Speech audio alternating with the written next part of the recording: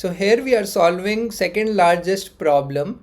So the problem statement says that we are given an array of positive integers and we have to return the second largest element from the array. If the second largest element is not present, then we have to return -1. Also note that the second largest element should not be equal to the largest element. Got it? Let's see some examples. So the first example says that we have array with elements 12, 35, 1, 10, 34 and 1. So the largest element is 35 and the second largest element is 34 and we have to return that. Okay. In the next example, we have values as 10, 5, 10. So the largest element is 10 and the second largest element is 5. So we have to return the second largest element, which is 5. Got it? Okay, in the last input, we have all duplicate values, which is 10. So the largest element is 10, but the second largest element is itself not present. So in this case, we will be returning -1. Also have a look over the constraint. So it specifically mentions that there will always be 2 elements present in the array. The most straightforward approach that I can think of is we will do 2 traversals. The first traversal to find out the maximum element. In the next traversal, we will simply check for the second maximum, provided that it is not equal to the maximum. So if you will be presenting this solution to your interviewer, the interviewer will not be happy and interviewer would request you to do this in one traversal. So in order to do in one traversal, we have to just do one for loop and make the conditions checking inside that one for loop only. Also stay tuned towards the end of this video as I will be sharing an ES6 way of solving this problem. So let's dive deep into the code. Approach number 1. Approach 1. We will be doing 2 traversals, right? So for I will be traversing from the starting of the array towards the end, and we will be also declaring a variable which is max, and let me assign it as -1 because we have positive integers. If array of ith element is greater than max, so we can simply update the maximum, right? So this way we will get the maximum value. Now in the next traversal, we'll simply traverse from the start to end, and now we'll check for 2 conditions. First is we'll make sure that array of ith element is not equals to max, right? Because of this condition. And now we'll also declare a variable called as second max, which is also equals to -1 initially. And if second max, if array of I is greater than second max, so then we can simply say second max to be as array of I, right? And then we can simply return second max. Let's check with custom test cases. It passes. Let's submit this problem.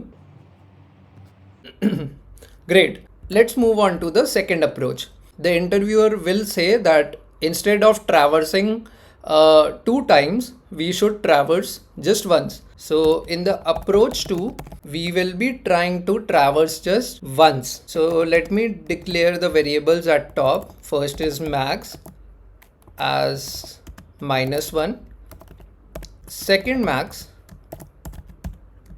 as -1. Got it? Now, as discussed, we have to do this in one traversal. So again, we will be looping from the start towards the end of the array, and we'll simply say if. First, we will be checking if array of ith element is greater than max. Okay, so we found something which is already greater than the maximum. So in this case, we will be doing 2 operations. One is we have to set the second max to whatever the value was stored in the max, because as of now whatever is the maximum is now the second maximum, right? Because there is some value which is already greater than the maximum. So now this second maximum will be pointing to the previous maximum, and the new maximum would be array of I. Simple, right? Now if this is a case that okay, this value is not greater than the maximum, but it could be a case that okay, it's not greater than maximum, but it is greater than the second maximum, right? And we have to take care of this condition as well, that it should not be equal to the maximum.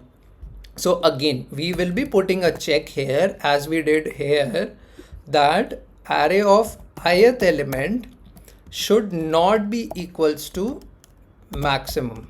If that is the case, we will be checking that if array of I is actually greater than second max. So then we can simply say, okay, then second max is equals to array of I. We'll simply say return second max. Let's check with the custom input. Okay, it passes. Now let's try to submit this problem. Great. So we are able to solve this problem with both these approaches. And now coming to the main part, which is ES6 way of solving this problem. First, I'll create a sorted set. And what I will do is I'll create an array and create a new set which will have this array, and I'll also spread it out. Okay. So what benefit this will do is, consider this example where we have 10 3 times. So when we pass an array to a set, it will basically just give us the unique elements. It will just give us 10 only once. So this is the benefit of passing it in this way. And then we will also sort, and now this time I'll choose to sort in descending order, because in the last problem I did in ascending order. The second largest element we have to calculate, right? It will be present on the first index, right? So what we will check is, we will check if my sorted set length is greater than 2. Okay, dot length, its length is greater than 2. If it is, so then we'll say okay, our sorted set of first, because that will be the second largest, because we sorted in the descending order. So since we sorted in the descending order, the second largest element would be on the second position. That's why we are doing a sorted set of first index. And if not, so then we will be returning -1. Cool. So let's test this out. Okay, it passes the custom input, and now let's run through all the test cases. Great. So this also passes. So let me know which approach you like the most, and if you want to present the solution to an interviewer, this would be the most optimal way. So let's discuss the time complexity also, why the second approach is the most optimal solution. So approach number 1 has time complexity of order of n plus order of n, right? Because we have two traversal, one for this, one for this. Agreed? For the space complexity, we just have max variable declared, second max variable declared, and the iterators. So that would be just order of 1. In the next approach, why that is optimal, let's see. So this time complexity is resulting one is order of n only. Okay. So here the time complexity, since we have just one traversal, right? So it will be order of n, right? And space complexity, again, it will be 1. So the only benefit that we are bringing here is that we are not doing two traversals, we are doing just one traversal, and this is the most optimal way of solving this problem. Okay, so the time complexity for the ES6, let's break down time complexity. And this was the approach 3. Let me also write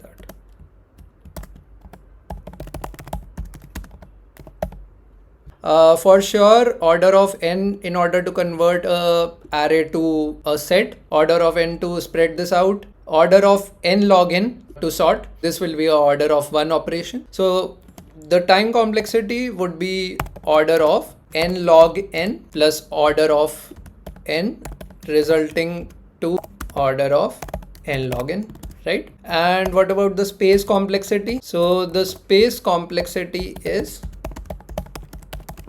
since this set is created, for sure it will be order of n. In the worst case, it would be order of n only. Optimal approach is this one only, right? Thank you.